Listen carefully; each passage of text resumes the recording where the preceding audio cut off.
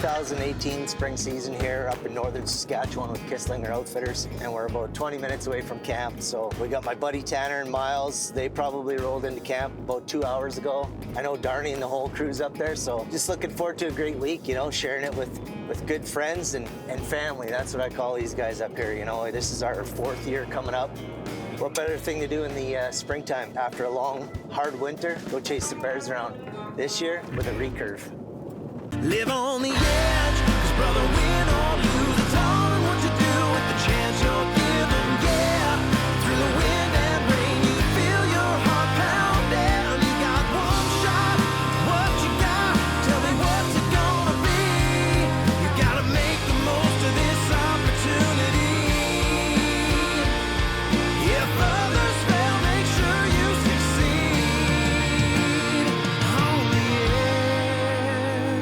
edge. The Edge is brought to you by Old Smokes Coffee Roastery and Cafe, Browning, G5 Outdoors, Prime Archery, Stealth Cam, Outdoor Edge, High Mountain Seasonings, Hornady, Canac Industrial Services, Portable Winch Co., Vortex, Wolverine Guns and Tackle.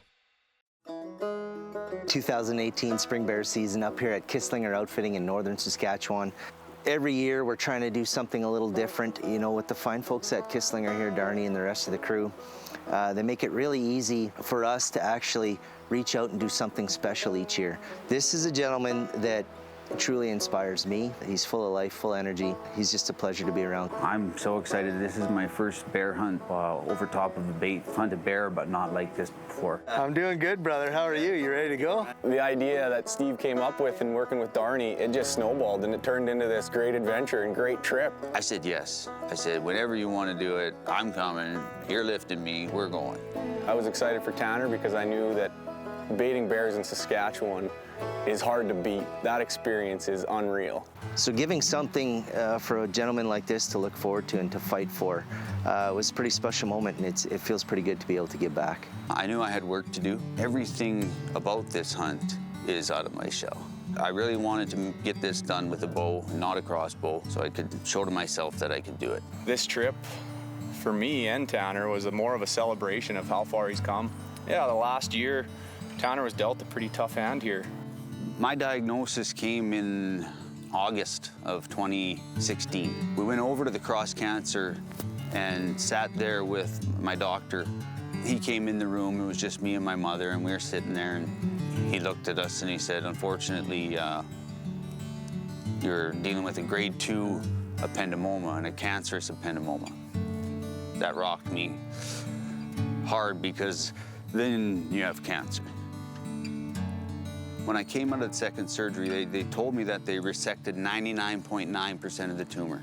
In life, you don't need a lot of friends. You need good friends. Tanner's been a real good buddy. You wish you could do more. You wish you could take some of that off of him, but it doesn't work like that. So the best thing you can do is, as a friend, be there for them. What can I say about my buddy Miles? He's always had a really go-getter attitude himself. He's instilled that in me as well. He's got me here in more ways than one. Yeah, there's a long ways to go, and he's gonna keep fighting. He's been a warrior through this whole process that he's been going through, but Tanner's up for the challenge. Just trying to build some confidence for this afternoon's hunt. You know, shooting a recurve for me, I'm, you know, traditionally a compound guy, shoot traditional archery. But tipped with the G5 broadhead, I find they fly the best, actually. The last thing I want to do is go out there and make a bad shot and wound a bear, so it's gonna have to be tight, but I think we're gonna get it done.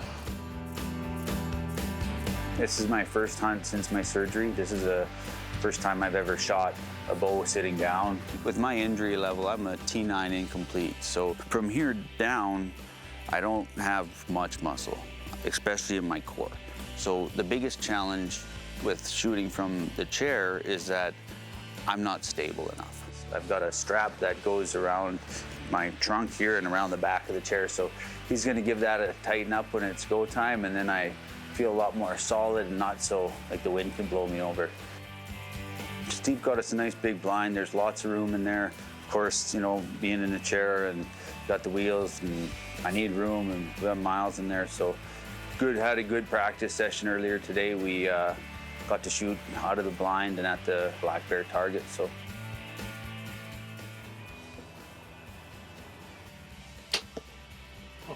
Yeah, baby. Whack.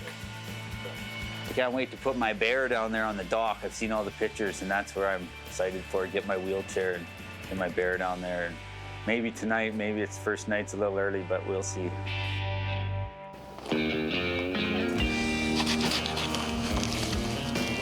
Now we're sitting here with the traditional stuff. Trying to check one off the bucket list myself, so just gonna hang out here. Stay super quiet because we're tight to the bait. We're like 15 yards. Hopefully a big one will come in and give us that nice big broadside shot because I need all the room I can get.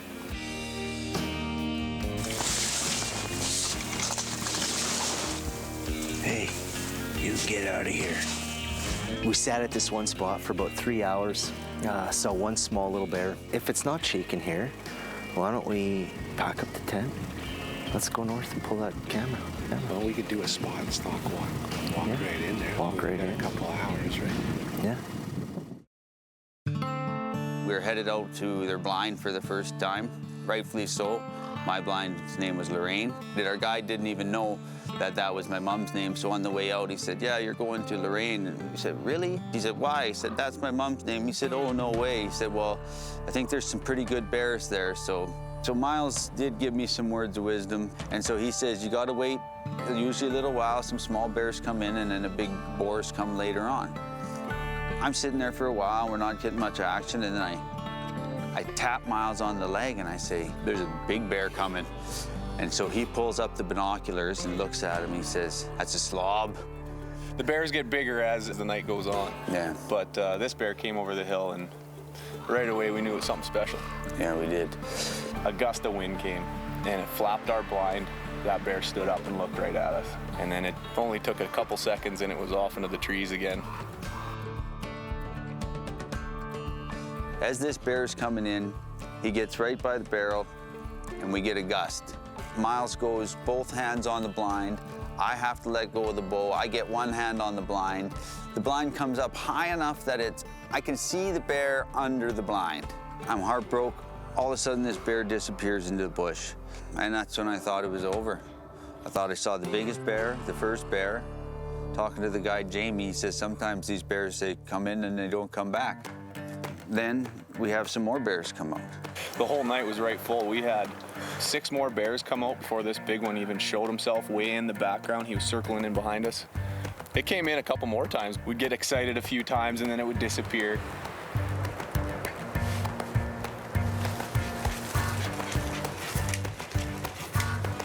Supper time, big guys come and eat. And he walked his way down the trail and sat up in front of the barrel. Miles said, this could be your opportunity. I got my release on, and then all of a sudden, here comes another big gust of wind. I haven't pulled the trigger on anything in quite some time, so when you've hunted a lot and you know when that window is and you can take that window, and I had a few windows like that.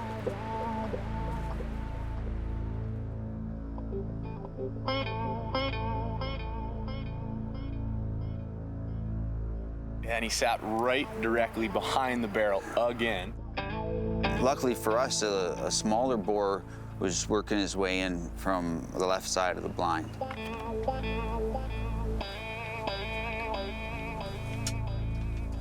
We were a little bummed. We were hoping we were going to get a shot, but we knew that it was going to happen quick when it was going to happen. And we were getting close to our pickup time.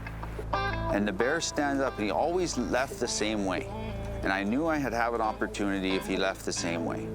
And so he stood up, he took 3 or 4 steps in that same direction, and I was presented with an awesome quartering away shot. 20, you're good. Oh, yeah. Only a few seconds later, I said to Miles, listen, and we heard the death moan. Oh, yeah. That is the death moan like you've ever heard. The death moan to me is a sign of a good shot. Dude, That's my- I'm so pumped. I just wanted you to get a good one. You did, man. I got a good one. So after the shot was done, we celebrated a little bit. We soaked it up. We took our time. We weren't in a hurry. You know, we celebrated big time because this is a huge celebration just to get here.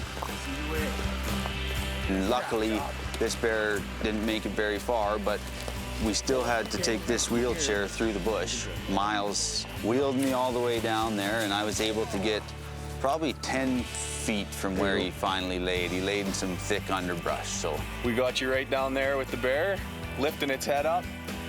The sense of accomplishment, not only that, I'm on the ground behind the bear getting a trophy shot, and everything at that point came to fruition. We're at the bait called Lorraine, and that's my mom, and that's who's been my champion with me on this journey. So this has been a long journey, and we kicked cancer's ass, and now we're here beating up on these bears in Saskatchewan. So To get it done with a bow, get it done with my best friend in a blind with me, is pretty special. Yeah.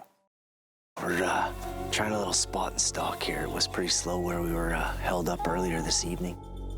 Darnie swooped in to check on us. We said, well, let's bail out and we'll just go and we'll check a bunch of baits, pull some cards, get a game plan for tomorrow. Last bait of the night.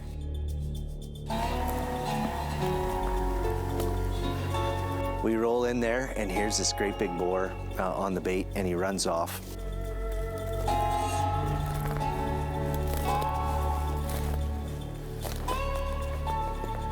We just proceed to stalk this bear, and every time that bear turned and walked away from us, we'd kind of double time it.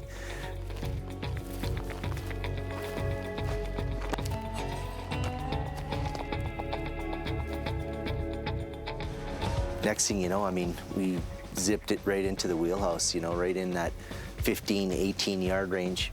Do or die time, all me.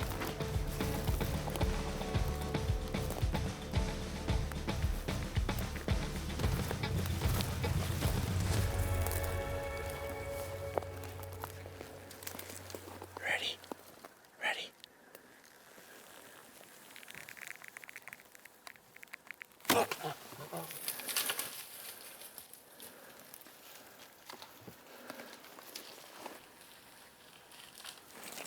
Maybe a little wee bit high, but I'm still thinking long, feeling pretty confident. Bear reacted good, you know, for getting hit. The only thing I'm a little nervous about is penetration. I'm just, you know, I'm not a traditional archer. I'm expecting to see these arrows zip through the animal, and they just don't. Man, I think we just put a pretty good shot on that bear. Maybe a little high, but should be lung. But no death bone, which makes me nervous. I'm gonna have to review some footage on that one, but it was a pretty good shot. A little high. I think we just back out and come tomorrow. Tomorrow. Yeah. We did the right thing, flagged it, and just backed out.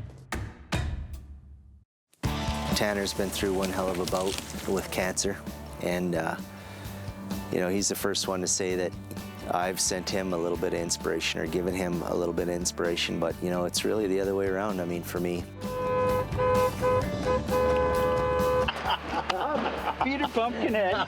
Peter Pumpkinhead come and paid us a visit 4 times. Really? Right on, brother. Not bad. That is a good pumpkinhead.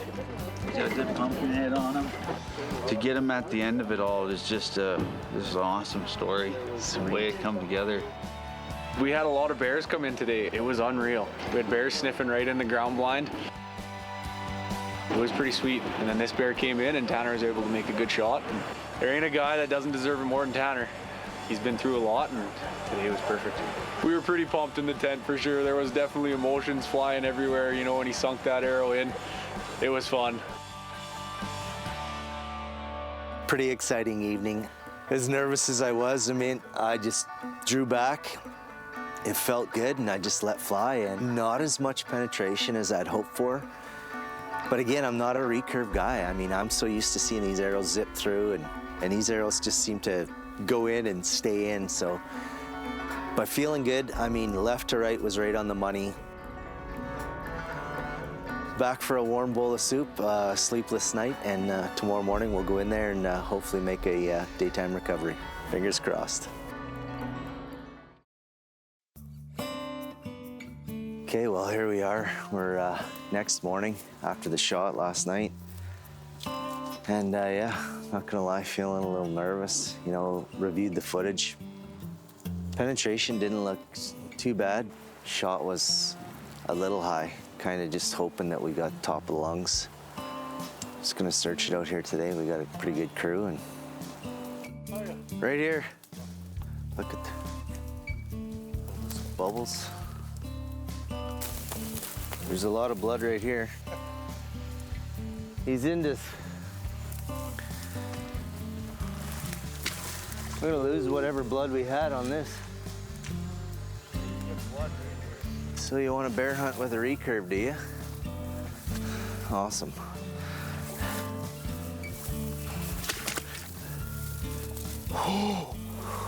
Oh, it's cold. Whoa. Okay, that's not a good path. How you doing over there? Give her bud. Yeah, indeed there.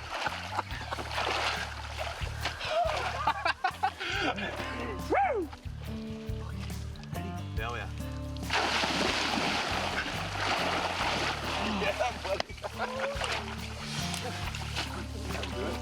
Hey, it's pretty easy to get across right here.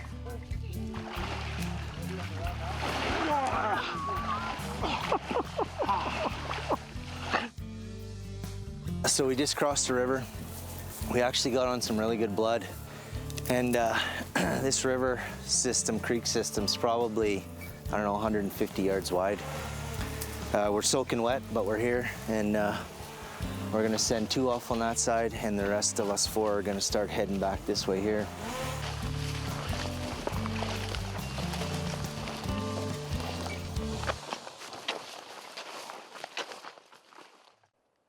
Yo. He's right there, folks. I mean, yeah, he's a good bear too. Oh, yes. Oh man, I'm just vibrating. Coming up with some good blood, and then literally like 30, 40 yards later, boom, we're into a river system.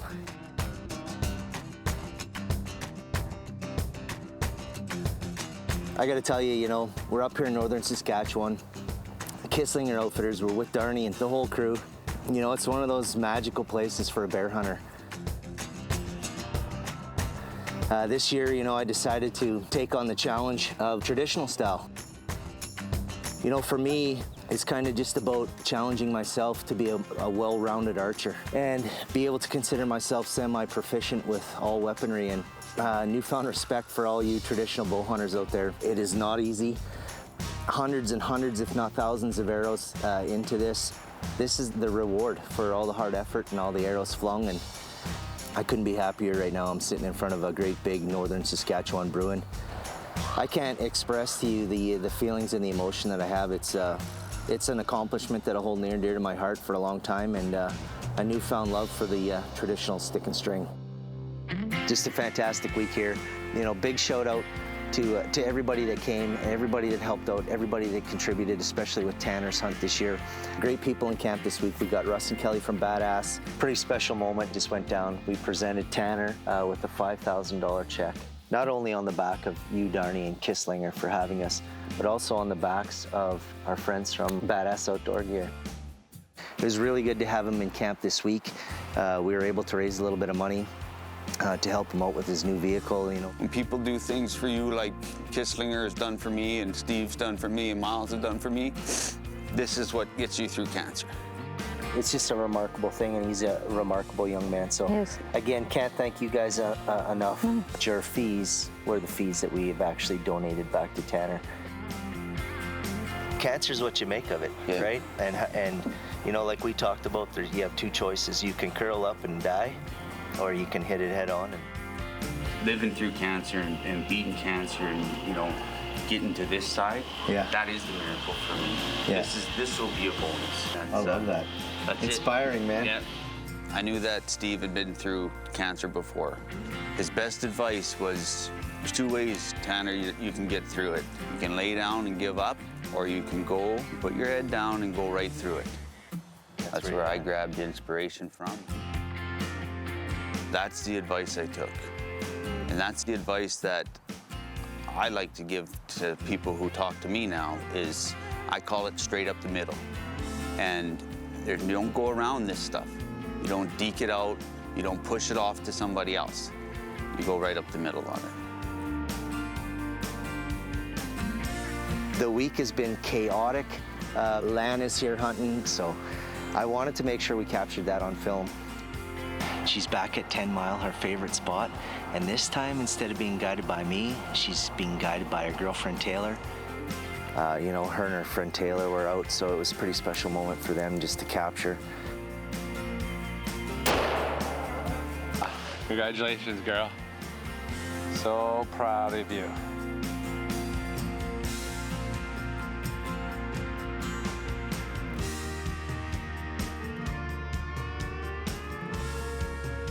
This whole journey with the recurve bow for me was reconnecting with archery. They say practice makes perfect. Well, I don't know if there's a such thing as perfect with this recurve bow, especially for me, but I practiced a tremendous amount, got to the point where I was comfortable, but it's still, it's 7 out of 10 arrows, and there's 3 of them that you can't explain.